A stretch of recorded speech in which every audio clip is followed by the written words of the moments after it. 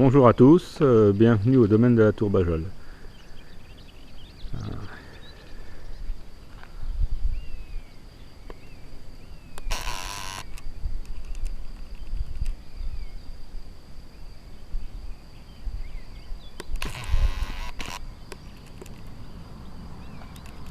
Comme certains nous l'ont demandé, je vais profiter de cette occasion pour vous montrer les dégâts occasionnés par le gel dans la nuit du 28 au 29 avril.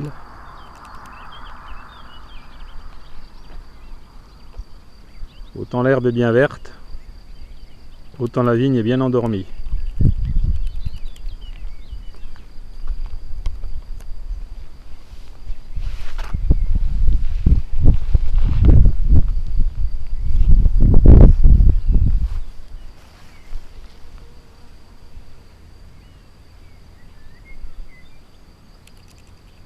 Comme vous pouvez le constater, les pousses de vigne qui faisaient 4 à 5 cm ont été complètement détruites par le gel.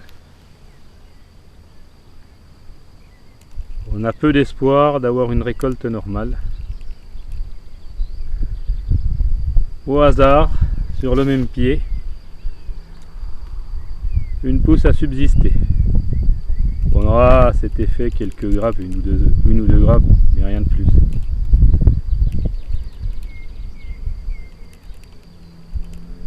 La température n'est pas descendue très basse, mais comme les pousses, vous voyez, à nouveau sur ce pied, une pousse, on ne sait pas pourquoi. Peut-être protégée par le piquet du soleil.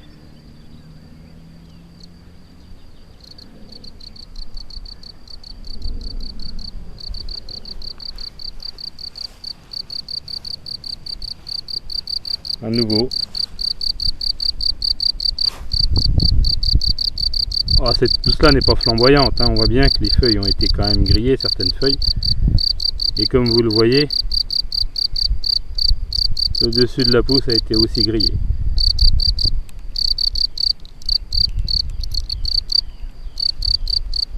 En termes de récolte, c'est au moins 90% de la récolte.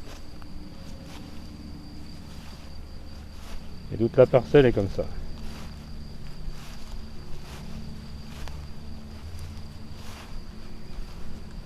Et plus on va remonter, plus on va trouver certaines pousses épargnées, comme celle-ci.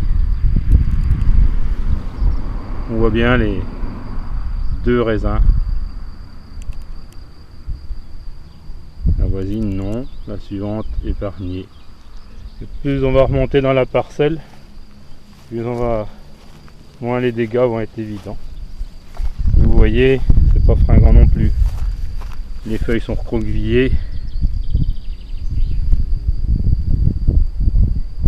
On voit bien les trois gros raisins.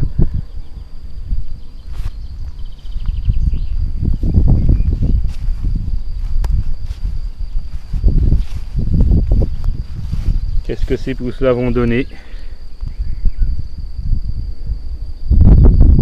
Elles ont un peu plus résisté. Est-ce qu'on va avoir une récolte normale? J'ai des doutes.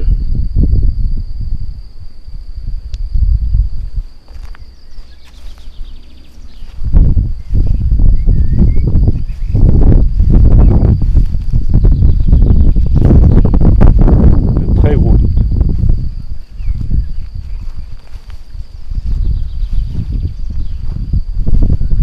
Plus on avance, plus c'est vert.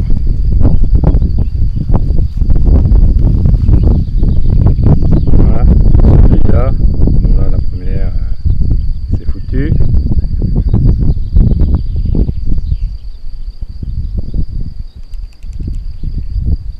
Voilà.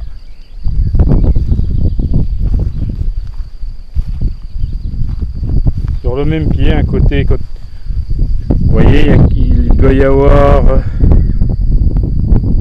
5 cm d'écart entre cette position de baguette qui est basse et son opposé de l'autre côté, puisqu'on est sur des vignes en lyre, voyez-vous,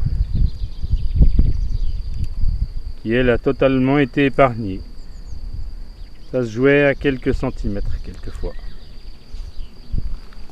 Donc c'est un gel d'altitude, on pourra dire, hein,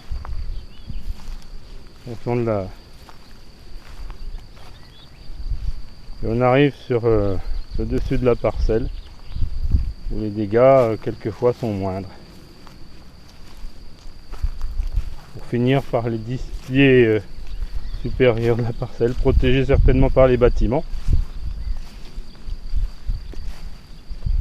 mais aussi plus haut, hein, puisqu'on doit avoir 4 mètres de différence entre le bas de la parcelle et le dessus, pour arriver sur des pousses normales, quelques feuilles d'un peu grillées.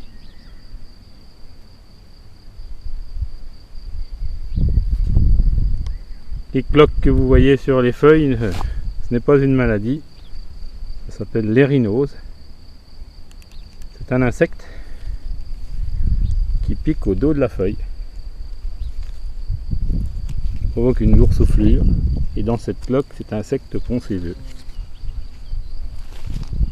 Les dégâts occasionnés sont minimes puisqu'ils n'ont lieu que sur la feuille, ça n'attaque pas les grappes.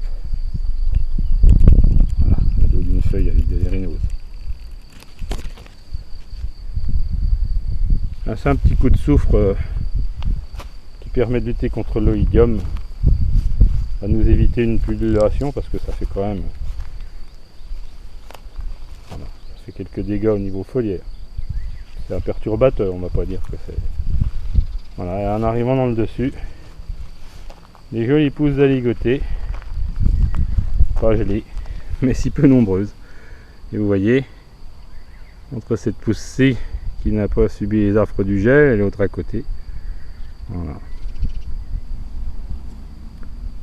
Les raisins, on peut voir ici. Voilà.